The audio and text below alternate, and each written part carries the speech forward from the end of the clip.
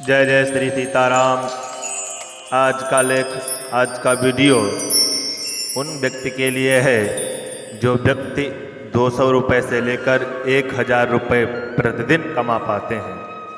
इस समय यह युग अर्थ युग है। जो व्यक्ति बहुत अधिक खर्च करता है वह व्यक्ति कभी भी धनवान नहीं बन सकता। जिस व्यक्ति ने अपने खर्च पर नियंत्रण करना सीख लिया वह धनवान बन सकता है। अपने पैसे को मैनेजमेंट करना सीख लिया वह व्यक्ति धनवान बन सकता है। पैसा तो आपने पैदा किया और आपके पास में आया, लेकिन उस पैसे को कहाँ खर्च करना है कहाँ नहीं, यह आपने विचार नहीं किया। जैसे इस समय एक प्रचलन बहुत ही तीव्र गति से हमारे समाज में फैल चुका है, जिसका नाम है बच्चों का जन्मदिन मनाना। जन्मदिन पर हमारा बहुत अधिक पैसा व्यय होता है। जैसे यदि इसका रेशियो निकाला जाए तो लगभग 10,000 रुपये। वैसे तो जिसके बच्चे का जन्मदिन होता है उसे स्वयं ही मालूम है कितना खर्च होता है। और हाँ, यह खर्चा अभी भी बंद नहीं हुआ। जैसे जिसके यहाँ जन्मदिन है उसने क्या किया मालूम है आपको? अपने मामा जी को फ़ोन किया। मामा जी ने अपना धंधा बंद किया। जो एक दिन में पैसा पैदा होता था वह भी पैसे गए। मामा जी ने बाइक अथवा कार में पेट्रोल डलवाया। दूरी के हिसाब से पेट्रोल पर पैसा व्यय हुआ और रास्ते में 1 किलो अथवा कुछ कम या ज़्यादा हलवाई की दुकान से मीठा लिया। मीठा पर पैसा व्यय हुआ। उसके बाद में मामा जी ने भांजे के लिए अच्छे और कीमती वस्त्र खरीदे, पैसा व्यय हुआ। और कुछ फल, टॉफ़ी, चॉकलेट आदि भी खरीदी, पैसा व्यय हुआ। तब जाकर घर पहुँचे। यह जो खर्चा हुआ केवल मामा जी का ही हुआ। ऐसे बहुत नातेदार, रिश्तेदार जैसे बुआ जी, फूफा जी, ताऊ जी, ताई जी इत्यादि सभी का पैसा खर्चा हुआ, पैसा व्यय हुआ। आपने सभी को बुलाया। कुछ लोग आए, कुछ लोग नहीं आ पाए।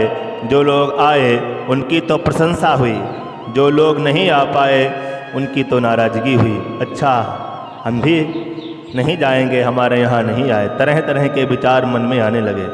जो मित्र, बंधु बांधव आए उन्होंने रास्ते में वाहनों का, सड़क पर वाहनों का बड़ा ही रिस्क लिया। ये है जन्मदिन।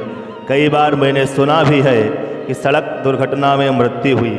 जानकारी प्राप्त हुई, कहाँ जा रहे थे या कहाँ से आ रहे थे, पता हुआ कि जन्मदिन में गए थे। ये है जन्मदिन। हमारे वैदिक सनातन भारत में जन्मदिन राम और कृष्ण के मनाए जाते थे, जन्माष्टमी के रूप में और रामनवमी के रूप में। ऐसा नहीं है तो पता करना अपने बाबा परबाबा से, वह बताएंगे। क्या आपके बाबा या अथवा परबाबा जी जन्मदिन को मनाया करते थे? क्या आपके बाबा जी का जन्मदिन मनाया जाता था? यदि हाँ तो आप भी मना सकते हैं।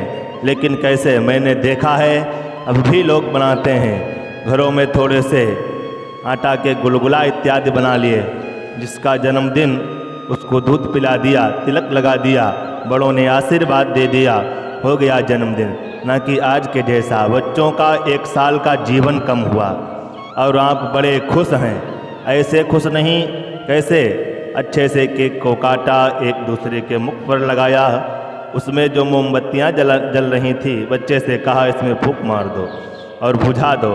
रे हमारे भारत देश में दीपक को जलाया जाता है, बल्कि बुझाया नहीं जाता।